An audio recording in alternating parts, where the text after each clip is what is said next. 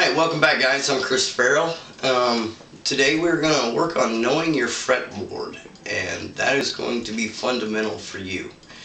And basically what we're going to go through is we're going to discuss the notes and basically how it all works. Now we all know that basically that this is an open E and that this is also an E, and that everything basically repeats itself here at the 12th fret. So everything we're going to do is up to that point. So we're not going to worry too much about anything up here, because if you know this part, all you got to do is remember that it's the same thing, just one octave higher.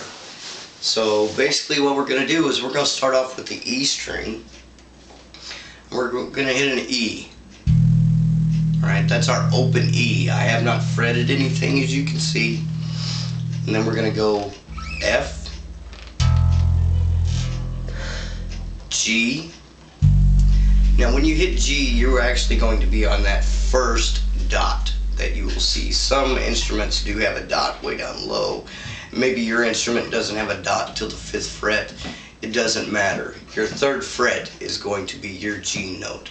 That is your root position. As a musician, bass player, you're gonna basically put your middle finger on your left hand or right hand, depending on your style of playing, right there on your G note, because that is your home plate. That is where you go. That is everywhere that you will start from. If you know which one is your G note, you know, it will make a lot of things much easier. So we're going to go across this top string, well, excuse me, bottom string. According to music theory, this is up and that is up, but when I say the bottom string, I'm talking about the E.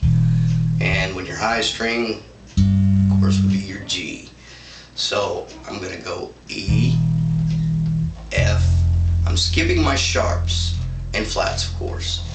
And then I'm going to go to G. Alright, A, B, C, D, and then again E. Now keep in mind that is also a scale. Even though we have just hit nothing but the major notes on this one bottom E string, we have hit E, F, G, A, B, C, D, and E. So basically from E to E is a scale. So that being said, keep in mind E, F, G, A, B, C, D, E, scale. Next we're going to go to A. Alright, that is your next string up, 3rd string from the bottom, 2nd from the top if you're playing 4th string. So we're going to go A, which is open. We're going to go to the 2nd fret, which is B. 3rd fret, C. 5th fret, D. E, F, G, A. Now again, that is also a scale. Each string, no matter the instrument, from open to your repeated point is a scale. That is 1 octave length from here to here. So in order for you to be familiar with your whole fretboard, you must be aware that from open to this double dotted section here is, you know, basically a scale. Now we're going to move on up to the D string, and as you need to, you can rewind this and kind of go back over this and look for it and try and find the spots. But basically I'm going to run through it real quick and we'll go back and, you know, once again kind of go over things. But we're at a D now. So open D, E, F, G, A, B, C, D. Now again, scale, open to fret, or to your 12th fret is, you know, a scale as we've discussed. But now we move on to the G string. G, A, B, C, D, E, F, G. Now, as I've mentioned, that is your complete fretboard. That is all the notes from here to there. Alright, now from here on down it just repeats that we've discussed in the past. It doesn't matter what type of style it is you play, whether you play slap hop funk, or you're doing tapping, or you're playing speed metal, or just a country cover band. It doesn't matter. It does not matter what style of music you play, but you need to know these notes. Now, one other thing that's going to make this much easier for you is knowing where your octaves are. You know, basically we've discussed here, G, 3rd fret, home position. Alright, here, G. Okay, now we're going to drop right below G, and if you think about it, right below G, this way, is a C. Right below C is an F.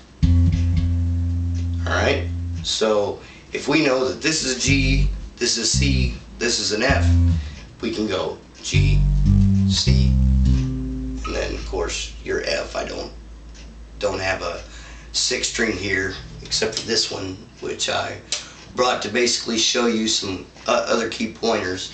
And basically this one's tuned a little differently. Most 6th string basses are going to be tuned B, E, A, D, G, C. Now, I've made negative comments in the past about a guitarist teaching a bass player how to play. This is one of the fundamental reasons of why I tell you not to take lessons from a guitarist. And the reason is on a guitar, this is tuned to B. So if any of you guitarists out there that would like to answer this question for me, if the instruments are exactly the same, if this is the same as a 6-string acoustic guitar, then why is it that on a 6-string bass we tune to C where they're tuned to B? And I know the answer, but I'm just tossing it out there to you guys. But I want to make sure that you're aware of this, that there are differences, that there are significant things that change. And if you don't get these roots down while you're learning to play, while you're developing and honing your skills, you're seriously going to be put off just a little bit down the road. Your guitar teacher is going to look at you and he's going to tell you, alright, you need to tune that to a B. And you're going to say, well, why? I thought that bass was tuned to B, E, A, D, G, C. Yeah, well, that's true. And basically, I don't recommend the guitarist teaching you, unless he's teaching you all of these things. He's telling you the difference between why it is on a 6-string bass you tune to B rather than C on a guitar. So that's it for my commentary, I guess. But I want you guys to get to know your fretboard, and I want you to see, again, there's the ring issue that we discussed in my last video. Do you hear it? Do you hear that click? Now, as I play, I now have damaged my wedding ring, and then again, you know, I'm at this situation where I have the jewelry on my fingers causing me trouble playing instruments. But I'm going to go ahead and conclude this one for today. I just want you guys to take this and get to know your fretboard. Now, keep in mind, octaves. Just skip a string, skip a fret. That's an octave. If you skip 2 strings and 2 frets, that's an octave. So I know that this is a B, and so I also know that B, alright, because there's your octave. So I know that that note and that note are the same. They're just an octave higher. But like I said, skip 1 and 1 or 2 and 2, and that will give you your octaves. Now, of course, when we tune, we start the 5th fret and hit open. Alright, now that is also the same note, not an octave. It's just the way the fretboard harmonizes best, I guess. I didn't lay out the whole EADG pattern, so I can't really answer those questions for you, but this will kind of give you a good idea of where it is you need to go from here. But you do need to get to know your fretboard, alright? This is going to be fundamental stuff for you. God bless, and I'll see you guys on the next one.